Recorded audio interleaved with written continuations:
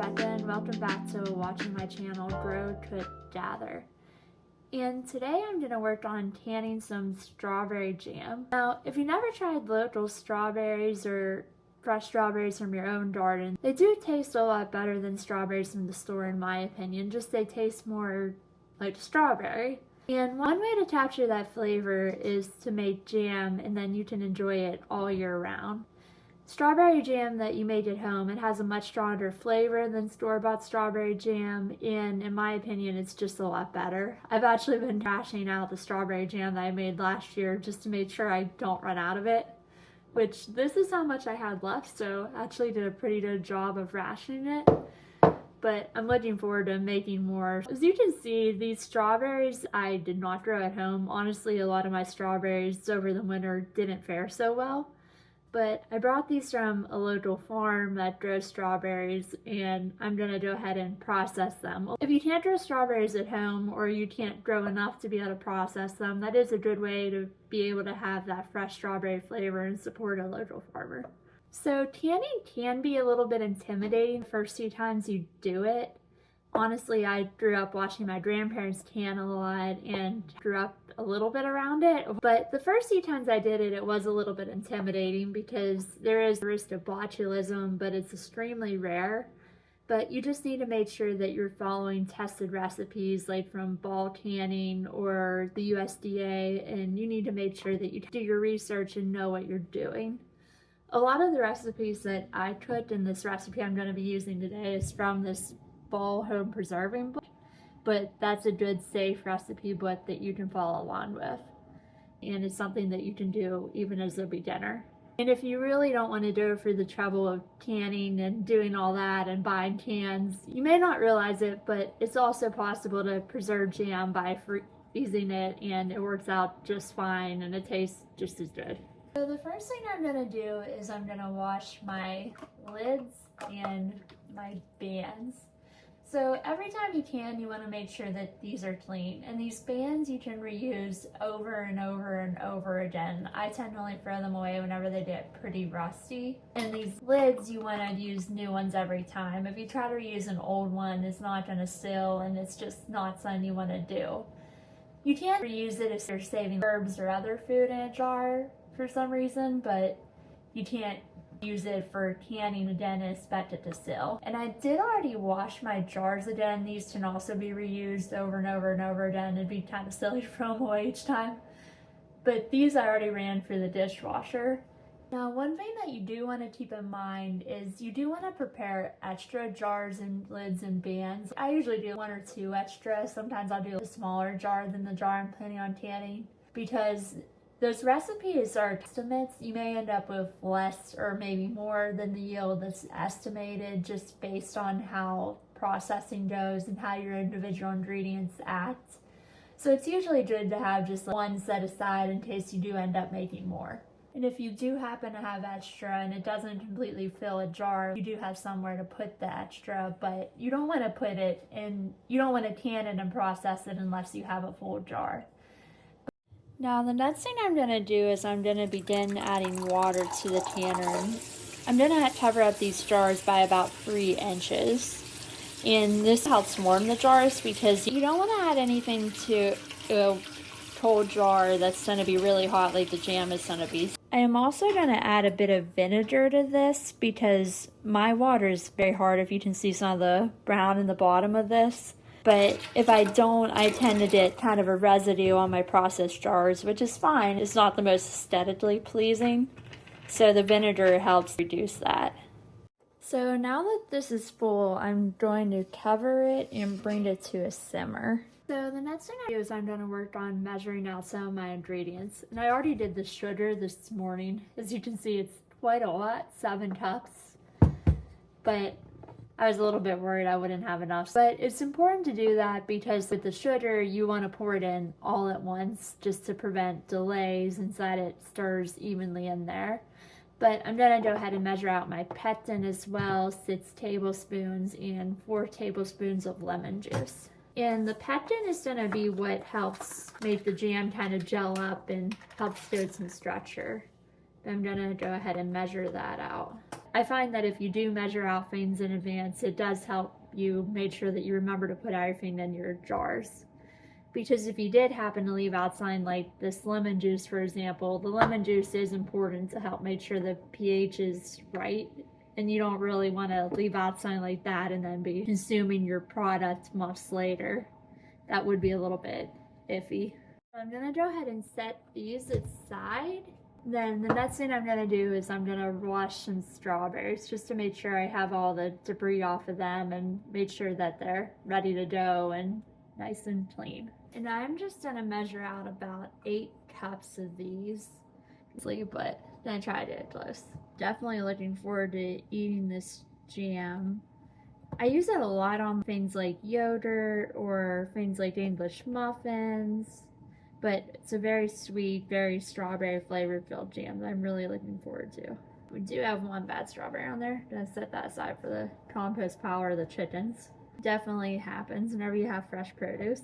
Just if you're curious, if you happen to buy a flat of strawberries, this is how much I measured out to make the jam, and this is how much remains. So definitely. So now I'm gonna go ahead and wash these up. So the next thing I'm gonna do is I'm gonna start hulling these strawberries that I washed.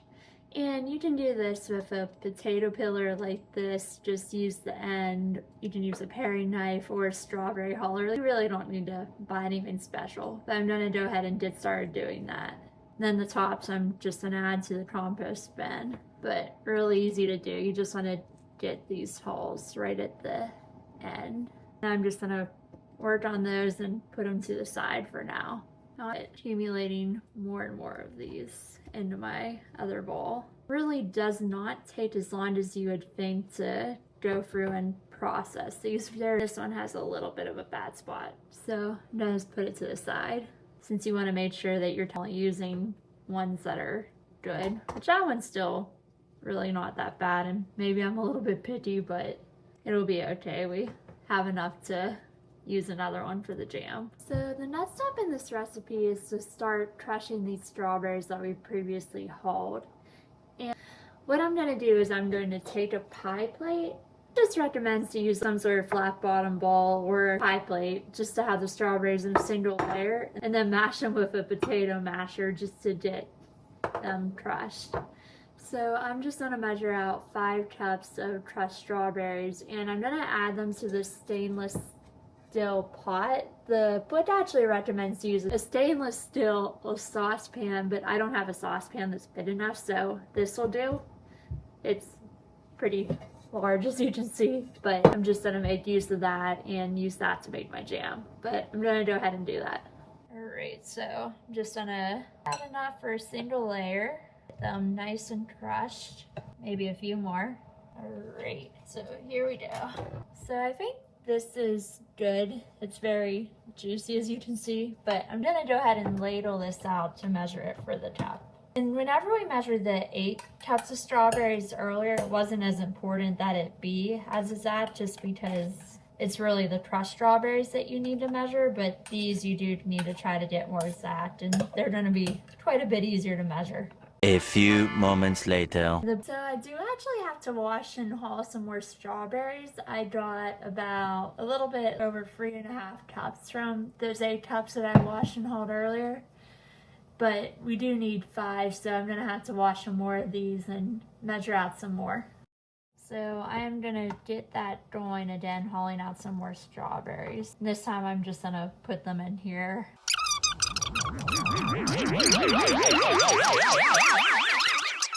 So this is what my crushed strawberries look like now, and we've moved to the stove. But I'm going to go ahead and add my lemon juice that we measured out earlier and my pectin. And then we are going to whisk it until it comes to a full rolling boil. I'm really hoping the power doesn't go out right about now because we do have a storm outside. So we just want to make sure that we're stirring this pretty frequently just to make sure everything's mixing in nicely. And then I'm just going to stay pretty close and make sure that I'm watching this. So when it is time to add the sugar, I'm going to be doing that all at once, and then at that point I'm going to want to make sure that I'm stirring constantly just to make sure that pectin is really mixing with the sugar. So this is starting to bubble a little bit, but you really want it to be a full boil. It is getting really close though, because whenever I stir it down for a second or so and then it comes back. So I think this is boiling enough. I'm going to go ahead and add the sugar. It is quite a bit of sugar, but really not going to walk away from this now that this is in here. And I am just stirring into this right now. So this is boiling pretty hard right now. Even whenever I stir it down, it's not really stirring down the boil. But I'm going to set the timer for a minute and stir it the whole time, and then I'm going to take it off the heat. Alright, so time to turn the heat off. Now I'm going to take a slotted metal spoon. This is really the best I have, but I'm going to remove some of this foam on the top. And I'm just going to put in this extra bowl that I have that I was using for the lemon juice, since it's a bit of waste. So the next thing I'm going to do is I'm going to start removing and filling the jars. So I took the cover off the canner, and I was really careful because it is really hot, but I'm going to take out one jar at a time. So there's one, and you can either put it on a tray if you have one, or you could put it on a towel like I'm doing.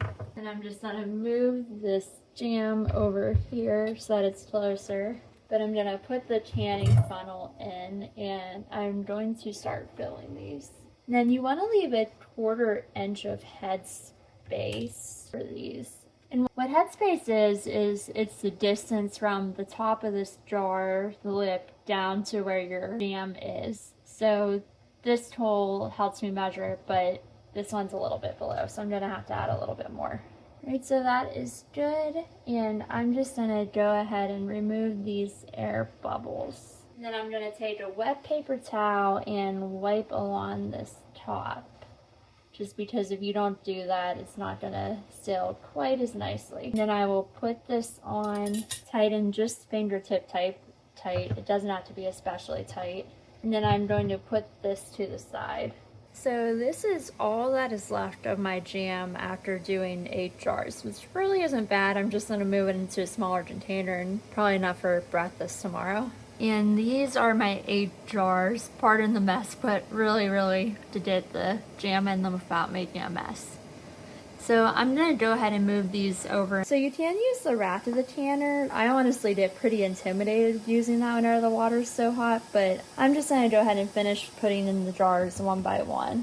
And I am just going to put them in a circle around the outside. And it is kind of normal to see bubbles like that coming out. It's just air escaping, I believe. So now that those are in, I just made sure they're covered by at least 1 inch of water. And I'm going to go ahead and put the lid on and wait till they come to a full rolling boil. So at this point there is a full rolling boil, so I'm going to leave the heat on just as it is, and I'm going to turn on the timer for 10 minutes, put the lid back on, and let these jars process for that time.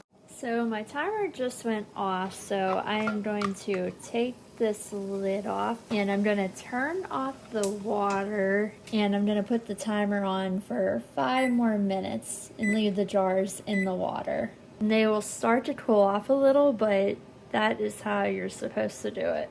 So it is the end of the 5 minutes now, so I'm going to go ahead and take these jars out. You want to try not to tilt them a ton if you can, but I'm just going to take them out one at a time. And you may hear some of these pinged, and that is really the sound that you want, because that means that your jar has sealed. So those are my finished jars, and I'm going to leave them sit there for about a day. You really don't want to be messing with them a ton because you want them to seal, and if you're messing with them and like moving them all around, they might not seal. And I did not know that whenever I first started canning, but you really just want to leave them sit. And you can check that these are done later on by checking the tops. If the top pushes in right here and kind of like jiggle it around and pushing it out, that means that it's not sealed. So lids that are sealed will be concave. They'll be curved downward in the middle, and you won't be able to just push them in. But at the end of the 24 hours, you can take off all of these bands and wash them and reuse them later. I did just hear a ping. I don't know if you heard that or not, but you might hear more of those as your jars seal. But if they do not seal for some reason, you can either freeze these, put them in the fridge for a few weeks, or you could potentially reprocess them. But that is all that I have today. These are pretty done and been a long time processing these, but thank you so much for watching. I really appreciate it. Like and subscribe if you want to see more. Thank you. Bye.